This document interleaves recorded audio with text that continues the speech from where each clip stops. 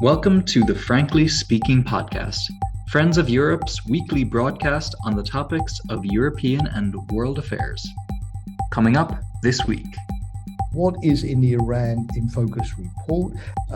Is there something different this time round about the protests of the women?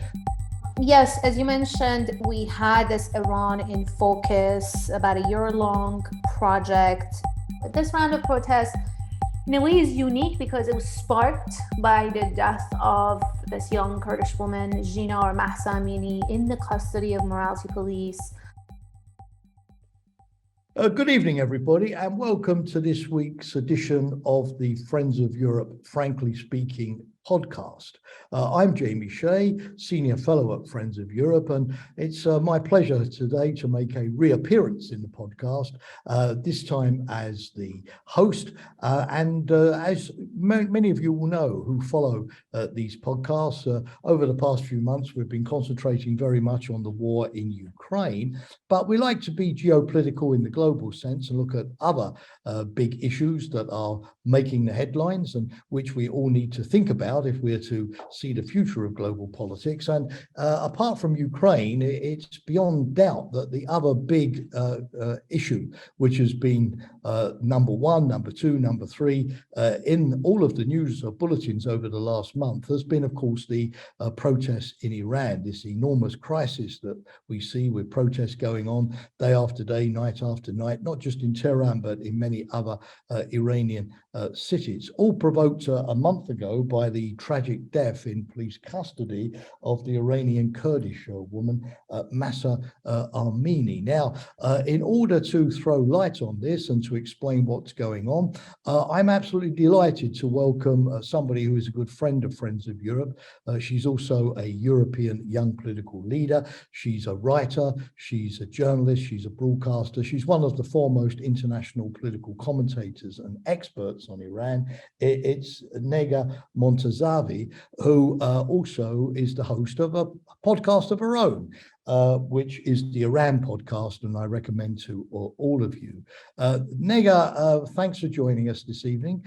Thanks for having me, Jamie. Great to be with you. Well, before the protest started, Nega, we were sort of thinking of having this podcast in any case, because you've been one of the principal authors and certainly the project director of a major piece of work by Friends of Europe called the Iran in Focus report, which was concluded recently. And there's due to be a launch event in Brussels in the next hours. Of course, when you started this, I no doubt you didn't anticipate, maybe you did, but probably not, you didn't anticipate the scale of the protests we're seeing at the moment. So let's start off by my asking you, what is in the Iran in Focus report, and what elements did you analyze which seem maybe prophetic, or at least provide useful explanatory background for this major protest by Iranian women and civil society at large that we're seeing at the moment? Thank you so much. Thanks, Jamie, for having me, for the kind introduction. And it's great to be back on the podcast as well. Yes, as you mentioned, we had this Iran in Focus, about a year-long project that encompassed panel discussions with experts, roundtables with various civil society and political actors, and also think pieces, as you call, critical thinking pieces on the different aspects and dimensions of Iran-Europe relations, and also Iran's role in the region and the larger world in general. And we heard from various different, diverse range of experts in the form of writing in the roundtables, in different perspectives in Europe, some based in Iran, and also in the United States. I think there were different layers that were discussed. I just want to clarify that this all happened and the report was written and finished before this round of protests started in Iran. Nevertheless, obviously, these mass protests have been ongoing and re-emerging in Iran with different sparks. The previous round of large mass protests, anti-government protests, was in 2019. The spark of that was a hike in fuel prices. The one before that, 2009 with the Green Movement and the presidential election. So it's not a new phenomena that we're seeing, but it's significant, and I can talk about the aspects of the protest. But just going back to the report, we heard from civil society actors who worked on the civil society environment in Iran. We heard from human rights activists, women's rights activists, social activists. We also heard from European thinkers and analysts who worked on Europe-Iran relations, on the nuclear negotiations. And we also heard from some on the US side who worked and studied US-Iran relations, and with a lot of focus, again, on the nuclear program and nuclear diplomacy. So various different areas have been looked at. There were recommendations based on what was discussed in the roundtable and in the critical thinking pieces. And I'm happy to talk about any of these aspects if you want, or we can get into the protests as well at any time. Yeah, but let's just get into the protest. But obviously, please bring in any sort of elements from the Iranian Focus report that you think might help, the non-expert, the general reader, to understand a little bit the sort of the why as well as the how. I mean, you mentioned the existence of previous rounds of protests, the Green Movement, others over the years. Is there something different this time round about the protests of the women? Last time the protests fizzled out, didn't they? People pointed to maybe the lack of organization, the lack of leadership. Maybe the regime was particularly good at repression. Does this movement have a leadership? Is it likely to, do you think, to be more sustained and more sustainable? Will it have a more of a lasting impact? So what's similar to, but what's different? What should we be looking at this time round in terms of how this is likely to play out? Sure. So this round of protests, and also I'll talk about previous rounds of protests and the brutality, the violence that was used to essentially repress the protesters by force and send them back home. But this round of protests, in a way, is unique because it was sparked by the death of this young Kurdish woman, Jina or Mahsa Amini, in the custody of morality police, as our family says, under violence and brutality in her arrest and detention, and also the state's response to the whole issue. But I think what's unique about it is that it's centered around a women's rights issue. A lot of women, young girls, and allies, women and allies, are standing up to the security forces, braving essentially bullets, risking their lives, and demanding their basic rights, their dignity, and to be treated equally as equal citizens. It's also significant, the protests are significant because we're seeing an intersectionality of different communities and different sectors of the society joining in the protest. So it's not only women or young girls, but it's also university students. We saw high schoolers, we saw teachers unions, we saw lawyers, and most recently oil workers. And each of these groups or sections are joining with their own layers of grievances, but also a lot of overlap. So there's political, underlying political grievances, economic, social grievances that all add elements to these protests and make them very, very encompassing in it started in the Kurdish region and in Tehran, and also spread to every province in the country, dozens of cities. And it's also being met with a lot of violence and brutality by the state. So I think it's significant, and it's incredible and unique in the way that it's centered around a women's rights issue. And it's led by a lot of women and young girls, and the kind of collective and also individual pushback that they're making against the state, the morality police, the security forces. But it's by no means only a women's issue or a feminist uprising alone. It's also all these various different segments joining in with their own grievances against the government. And we're hearing very radical slogans. It's not, the main slogan of the movement is woman, life, freedom, which is translated from a Kurdish slogan, Jen Jian Azadi. But it's also, we're hearing very radical slogans, death to the dictator, death to the Islamic Republic, slogans against the entirety of the regime and its political class, that by these protesters and the various demographics that just seem like they feel they have no other avenue for political change other than the street. Yeah, I mean, the regime has always seemed very secure, of course, in Iran with its military, its police forces. It's been very brutal, as you said, at repression, but effective at repression. Is it still the case now, particularly with the comparatively new president Raisi? Are you seeing cracks now? I mean, do some in the regime say, look, we can't carry on using repression. We've got to, do something to get civil society back on our side. We can't have a permanent rift between regime and population. This isn't going to work. Are there some, I wouldn't say liberals, but at least some people at least who recognize that a new approach is needed, or do you see this regime still being as sort of sclerotic and as unbending as ever, and going to go for repression? And if it does so, is there a possibility that this could be a revolution inside Iran, a sort of the biggest thing that we've seen since 1979? I remember in a novel by Balzac, there's a character who witnesses the early stages of the French Revolution and says to his servant, what is it? And the servant says, it's a revolt. Oh, no, sir, it's a revolution. So can we go from revolt to real revolution, or is that really a step too far? Well, Jamie, let me talk about the different aspects of your question. They're all excellent. Well, first I'll address the brutality, and I'm going to read off of a very prominent human rights organization, Human Rights Watch. Their reporting is suggesting, and I want to talk about the details of the brutal violence the state has used in the past and is using this time around.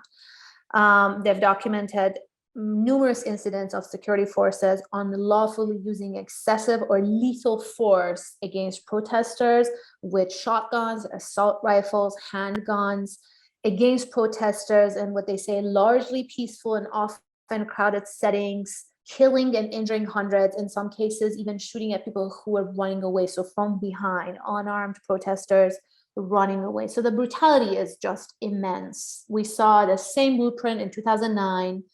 And we saw the same blueprint in 2019. These are all mass protests and then protests in between. In 2019 alone, in a matter of days, if not weeks, hundreds of protesters, at least hundreds of protesters were documented by Amnesty International have been being killed by security forces, thousands arrested, many of them handed very harsh sentences. So the state essentially brought down an iron fist to repress and crack down on these protesters.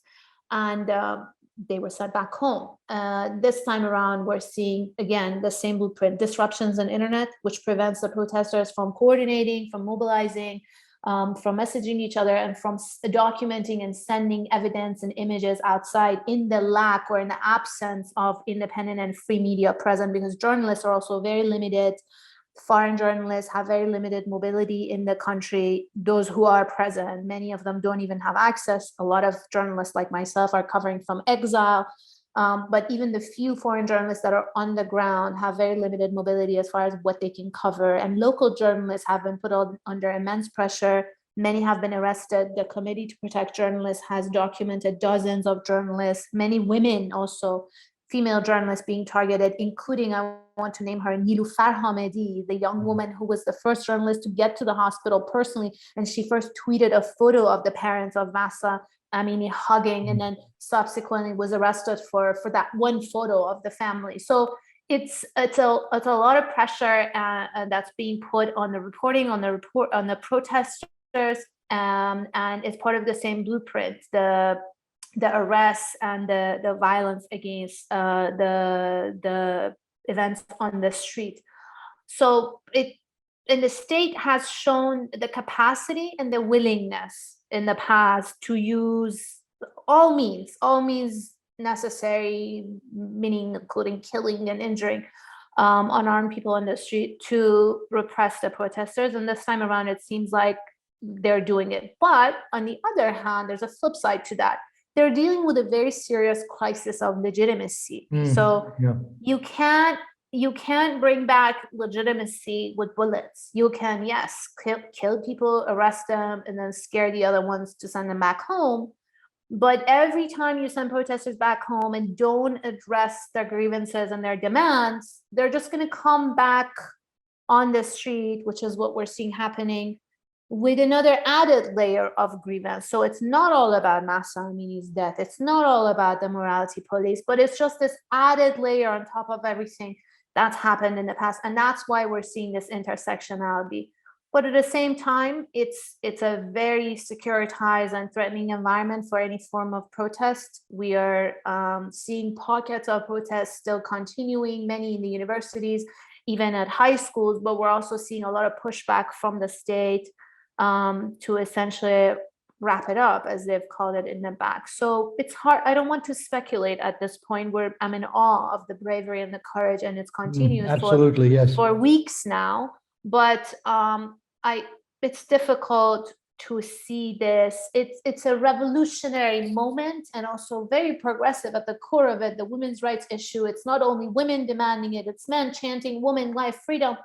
But I'm hesitant as far as speculating as what's going to happen next. It's very difficult, I know, in the current situation, but in terms of what the regime would be worried about, I mean, I remember back in the old days in France that if the students protested, it would make a lot of noise, but the government was never truly rattled. But when the workers, the workers at the Renault factory down their tools to come out in support of the students, and you then suddenly had labor unrest in France, it was a totally different story, and the government needed to do something. So I'm not sure if that's a good analogy, Nega, but are there sort of elements of Iranian society that could join the protest movement which would really rattle the regime, undermine it, maybe make it think of a roundtable social dialogue or something like that, as opposed to simply a policy of arresting people and putting them in prison? Definitely, Jamie, you point out an excellent point. We're seeing cracks in the system. So among the political elite, be it former government officials, more from the reformist and more moderate camp, who are not in power right now, the administration, the presidency, the parliament is all controlled by the more conservative and hardline elements. And in fact, with the presidency of Ibrahim Raisi, the morality police, this very issue at the core of it, ramped up their enforcement and their violence against women. So that definitely added a layer to all of that. But we're also seeing, for example, there was a sitting member of parliament who went on national television essentially saying, what are you doing? What are you doing? What is this? What is this response? What is this violence? We're hearing from some religious corners in the Iranian society, even hijabi women. There was an online campaign. It wasn't massive, but it's significant when we're talking about those unlikely corners. There was a hashtag on Instagram that said, I am hijabi, but I oppose the morality police. So this is women who observe the hijab in the private of their homes, but they're essentially saying, don't use violence to enforce it on my sister or on my neighbor or cousin who doesn't want to observe it. We even heard from religious scholars pushing back with a religious viewpoint, saying this is un-Islamic. There's a grand Ayatollah who's a critic of the government, but nevertheless in the country, Bayat Zanjani, who wrote this extensive statement saying this is illegal according to Iranian law, this kind of violent enforcement of the hijab. It's irrational because you're driving young people away from religion, he said, and it's also immoral or un-Islamic. He argues that nowhere in the religion are Muslims ordered to go and commit this kind of violence against women to impose their own reading of the dress code. And also, this is significant. Another thing I'm hearing from religious Iranians is that the mandatory hijab is a specific fundamentalist reading of the religion, with Muslims living all the way from Indonesia to Morocco, each interpreting it according to their own tradition and customs and communities. And B, this type of enforcement with violence of a religious belief, however you want to interpret it, is just not acceptable by any other Muslim society. Iran is one of two only, if almost with Saudi Arabia, this is also fizzling out. So Iran and Afghanistan are the only two Muslim societies where this is being enforced as part of a law and with violent enforcement by the police force. There's 1 billion Muslims living in the world and many other Muslim countries who are not doing this. And it's not the end of the world. It's not the end of the religion, for example, in Turkey, in Morocco, in Lebanon, in Syria, in Indonesia. So why do this? And this is, I think, what's rattling and sort of showing the cracks in the system. But then at the same time, I want to add that especially from the more hardcore, hardline and conservative, but other factions of the regime, you never see a public apology or an admitting of guilt or defeat. It's just going to be justification after justification, the alternative narratives they put out as far as Mahsa Amini having a heart attack and an underlying health condition which her family denied, or some of these young protesters, the women, the teenagers, one committing suicide as the state is claiming. They're saying the other one was thrown from a rooftop, and it's putting pressure on their families to repeat and approve the state narratives, even arresting some family members. So it's a mixed bag, but definitely we're seeing these cracks in the top of the political structure, and also among many religious Iranians who are not necessarily part of the political elite, but nevertheless they come from that religious and traditional background that the state has been relying on and claiming to represent when they're enforcing it. Because let me just say this finally, the state doesn't claim that they're using violence to impose an unfavorite dress code on a majority of women. No, they say this is our culture, this is our tradition, and this is what Iranian women want to look like. Maybe there's a few here and there who don't like it, but no, most Iranian women actually choose their job and they want to, and that's why they have to resort to this violence. So the religious communities are saying, you're hurting our own image and our belief by imposing what we choose to wear on other women who don't believe it. And this is not just on Iranian women, not just on Muslim women. There's non-Muslim communities in Iran, non-practicing Muslims to begin with, non-hijabi Muslims, and there's also a Jewish community, Christian, Baha'is, Zoroastrians, and tourists who are not Iranian, non-Muslim. It's enforced on everybody blanket, and it's just something that is bringing that kind of criticism from some unlikely corners. Let me ask you a different question. I saw the Supreme Leader, the Ayatollah Khamenei, on TV a couple of nights ago, blaming everything on the United States, on international anti-Iranian conspiracies, trying to bring Iran down. And this scapegoating, of course, has been well known. But how do you sort of measure the international reaction thus far? I mean, as you know, Nega, the international is always worried that if they say too little, they will be seen to be condoning what's going on, not showing enough support, solidarity. But if they say too much, it plays into the regime's sort of propaganda copybook of, blaming it all on sinister Western interference. So you're, of course, in the United States, so you watch this very closely from there. But how do you see the US and the EU, like Goldilocks, too hot, too cold, about right in terms of what they've been saying so far since the demonstrations began? Well, as you said, this is also part of the playbook when top leadership blames, first of all, calls protesters rioters and disruptors, suggesting that they're out there destroying property and destroying people's livelihoods and creating security issues. That opens the door for more repression. It's a signal. And also blaming it on outsiders and foreigners. It's just been part of the playbook. It puts the protesters peaceful protesters in very dangerous positions. And it also plays into the treatment of those who are arrested and the very harsh sentences that are given to them. If you're a protester arrested, a peaceful protester picked up on the street is one thing. But if you're someone who they try to accuse of having ties with a hostile government, then that's a whole different set of punishment or sentence that you're going to receive. As far as the global reaction, I think obviously it could always be more, but we're seeing some very hopeful messages of solidarity from international organizations, condemnation of the violence.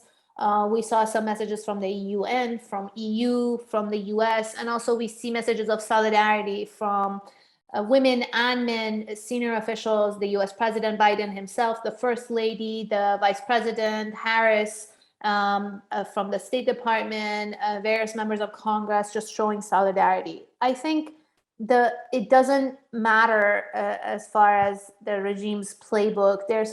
Nevertheless, they're going to blame this foreign hostile governments in intervening, and they're going to try to put it on protesters. But the messaging matters. So if it's a message of solidarity, it's a condemnation of the violence, praising peaceful protesters. I think that's one thing that these leaders in the US and EU have seen very much emphasizing peaceful protesters. That's all very, very significant. And it creates a narrative. When the Americans issue a statement, the Canadians follow. When they do, the Europeans follow. When the UK does it, when France and Germany do it, then smaller European countries do. So it's important. It's very important to hear for the protesters, for the activists. It gives them a sense of solidarity, that they're being heard, that they're being watched or not forgotten in their own little corner of the world, and that the violence is also condemned. As far as impact, there's limited impact on what these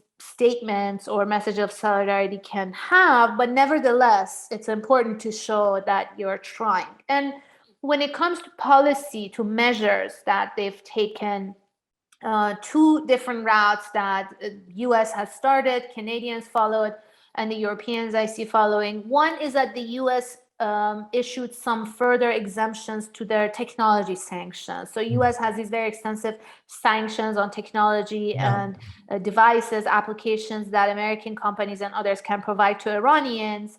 And they issued further exemption to allow tech companies to provide some more services and applications that can be useful to the protesters and to the ordinary citizen for messaging, for transmitting information, images, photos. So essentially, they got out of the way of this, which helps internet freedom. Obviously, it doesn't help with the government disrupting the internet, but it helps with at least lifting your thumb from the wire. That was one good policy. And the other is these designations. It's something that I'm seeing being welcomed by a lot of activists and also just ordinary protesters, is the designations, essentially what they're coined as human rights sanctions, or the designations of abusers and violators of rights, of human rights. So the US administration designated the entirety of the morality police, which was then followed by the Canadians. They're designating, essentially sanctioning or putting travel bans or asset freezes on top leadership in the Revolutionary Guards, on certain individuals or senior leadership that are responsible for these rights abuses. Again, it's more of a symbolic how much impact that has. It's only going to have an impact, for example, if that person ever wants to travel to Canada. That's what the impact of a travel ban. Or if the person ever has or wants to have assets in these countries to then be frozen. But nevertheless, again, there's a symbolic value to it, and then there's also a practical value to it. But other than that, I've seen some calls, these are not encompassing, but some calls, for example, for more economic sanctions.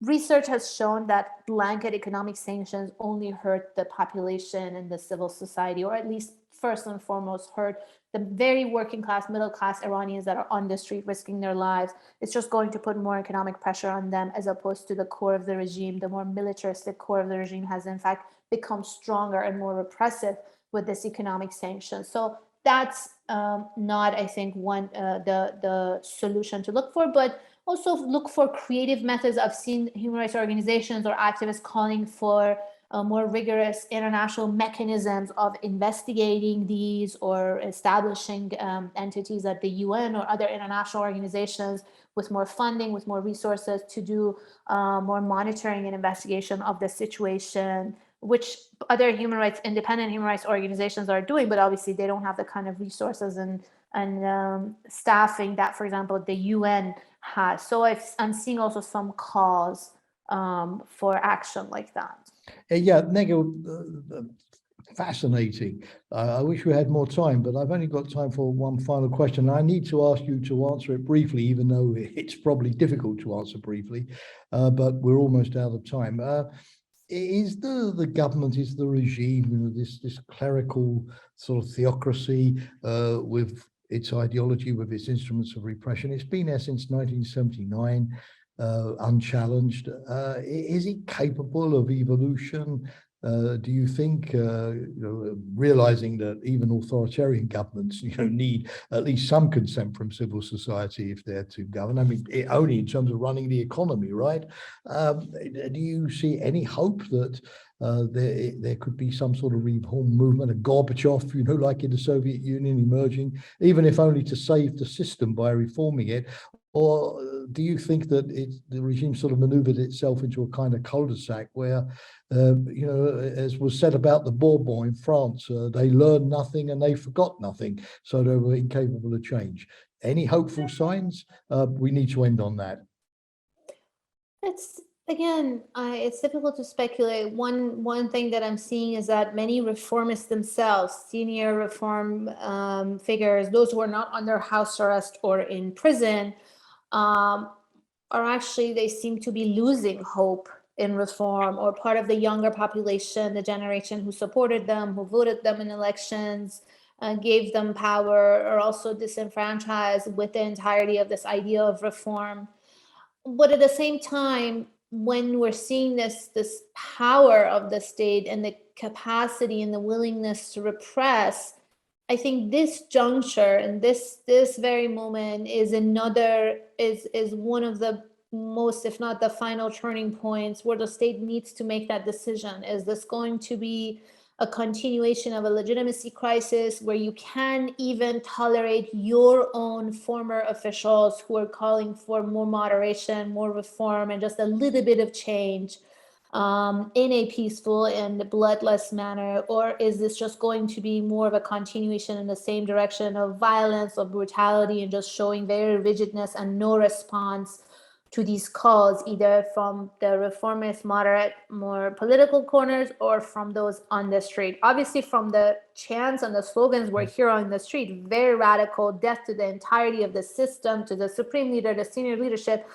the young generation doesn't feel like there's any path for reform. They're asking for the end of it. But again, when we go back to what you initially mentioned, and I explained the capacity of the state and the power of the state, I think this can only go on for so long, and they need to start looking at this as a turning point, a watershed moment, and with the cracks that we're seeing in the system, think about this legitimacy crisis and make a decision. Yeah, well, Nega, this was a real tour de force. I mean, in half an hour, you've really unpacked the situation brilliantly for us and given me, and I'm sure everybody who's listening to this podcast, many super insights. Nobody knows what's going on inside Iran like you do. So thank you. I mean, from my side, a revolutionary moment, but will it turn into a revolution? We're not sure yet. Legitimacy crisis for the regime. How's it going to address it? The protesters don't seem to be standing down, but how will they organize and go forward? Will other elements of Iranian society join them? Of course, will a leadership emerge? Will there be, even if the protests fizzle out, at least some greater scope for democratic free debate in Iran? Can you carry on repressing a people that has lost faith in you forever? Lots and lots of questions. We'll probably have to come back to you in a podcast pretty soon to get an update and see how the answers are shaping up. But Nega, again, on behalf of Friends of Europe, as always, thanks so much for sharing your time, your expertise with us today on the podcast. I'm sure this is going to have a wide journey throughout Europe, the United States, and who knows, maybe inside Iran itself. I give up hope never. But listeners, there will be again a podcast next week. But for today, Iran has been well and truly covered. Nega, again, thanks. And I wish a pleasant evening to one and all. Thank you. That's it for this Frankly Speaking podcast. Consider subscribing to our newsletter or following us on Twitter, Instagram, LinkedIn, or Facebook. And don't forget to tune in again, this time next week.